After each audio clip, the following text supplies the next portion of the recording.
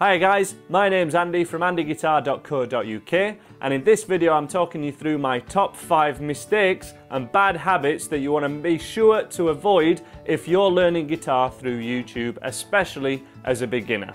Now, number 1, top of that list, is definitely wrist strumming, or what I call wrist strumming, which is essentially no matter what chord you're strumming, moving or tilting or pivoting the wrist like this, okay, rather than strumming from the elbows, which is what we want to be doing. So when we're playing rhythm guitar, we're strumming chords, that strumming needs to be a movement pivoting from the elbow with the guitar nice and close into your body, not slipping down your leg like this, not leaning over to see your chords, into your body and moving from the elbow. This allows a way more accurate strumming action, and also for you not to hurt the little muscles in the wrist and hand by doing a big motion with little muscles. We're going to use the big muscles of the arm and moving from the elbow in this sort of fashion.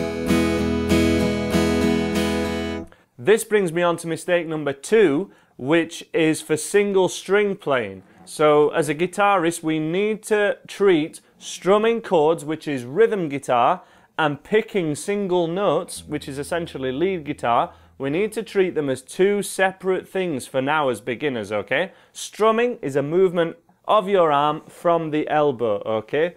Gives a nice consistent action and means that we're always strumming all the strings evenly when we want to.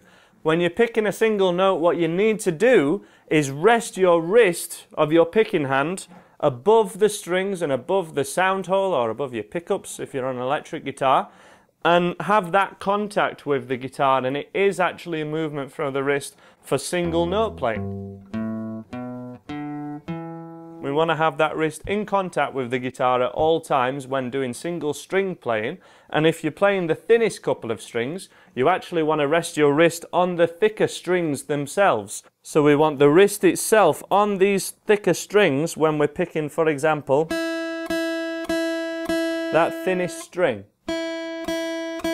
Those 2 techniques are so crucial and are the foundation of your rhythm playing, so your strumming, and all your lead playing, which is your single string playing. The third biggest mistake that people commonly do is concerning the chord hand. We all have to start at some point learning our basic open chord shapes like E, A and D.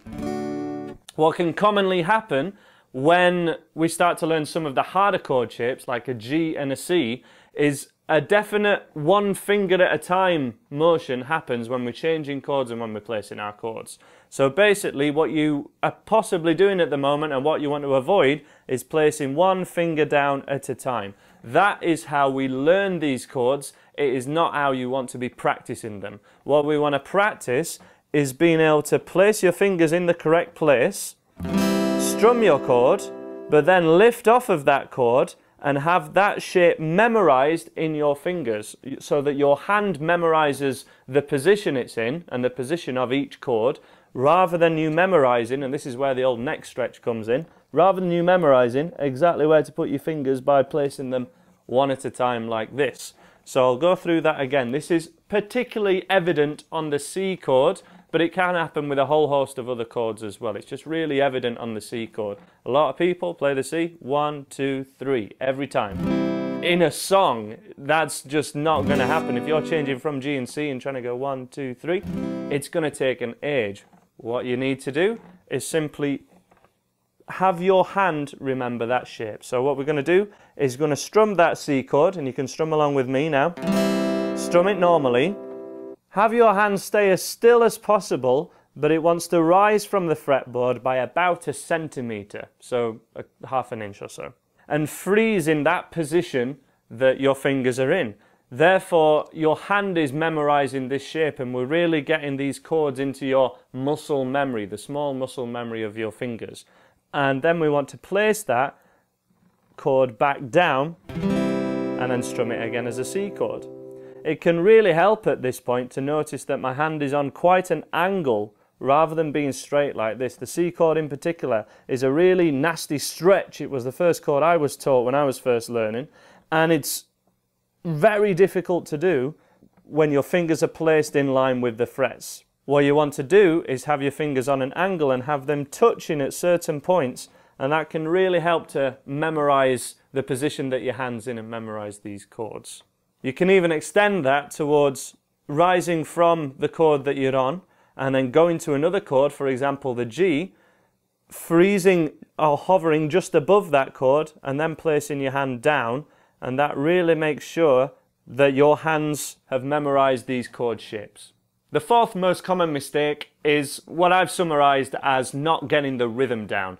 This is basically being too preoccupied with which downs and ups to use rather than getting the underlying beat to it and being able to tap your foot to a song as you're playing it to really internalize the rhythm and be able to do the correct down and up strumming naturally.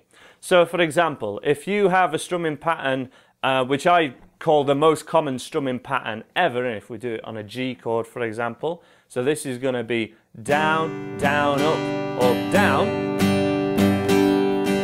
There's one of those beats that are underlying from that strumming pattern that we're not playing on. We're not playing on beat 3. So if you are tapping your foot, there's one beat there which you're tapping on and not strumming on. And this basically throws people right off. What can all too commonly happen with this strumming pattern and many others is people just look at the D's and U's, for example, and go down, down, up, down, down, down, up, down. And they've completely lost the rhythm even though you're doing the correct downs and ups, what you're following. The big concept here is that when you're doing downs and up patterns, the down strums with 8th strumming patterns always happen on the beat, and the up strums always happen off the beat. So if you're doing 1 and 2 and 3 and 4 and, the downs always happen on the beat. 1, 2, and in between are the ands. 1 and 2 and. And from there, it doesn't matter what combination of downs and ups are happening, that is still prevalent. So if we demonstrate down, down, up, down again, 1, 2, and 4. 1, 2, and 4. The down strums are always on the beat and the up strums are off the beat. And if you miss any strums, you need to keep your hand moving and of course move it from the elbow. The fifth and final mistake is a more general comment about what people choose to practice. It is simply that people tend not to master the basics before moving on to the harder stuff. It sounds obvious, but this is mainly to do with the songs that people choose. So all too often people are drawn to the songs that they know or recognize, and that ends up being these classic guitar songs like Wonderwall for the last 10 or 20 years has been the song to play on acoustic guitar, and before that House of the Rising Sun was very popular as a first beginner song. And it's just not where you want to start, especially if you haven't ever done anything musical before. You may, after many hours of practice, be able to play that song to a somewhat recognizable version of it, but you're not going to be training yourself with the right techniques and fundamentals that are going to see you through your hopefully many years of guitar playing. So you need a whole bunch, 10s and 20s and 30 songs that are dead easy for you to spot the pattern in these songs, for you to spot the ingredients and to be able to fully master these ingredients such as the basic open chords and strumming patterns and how songs are structured. Get playing real songs as soon as possible, but make sure those songs are way easy. Other things I really recommend are having a repertoire of songs that you're building so that whenever it comes to actually perform for someone, when someone says, hey, you've been learning guitar for a couple of months now, play us something, you've actually got a couple of songs that you've played for that few months that are there ready for you to play in front of people, and you'll do a great job at it. So they're the top 5 mistakes that people learning guitar online commonly make.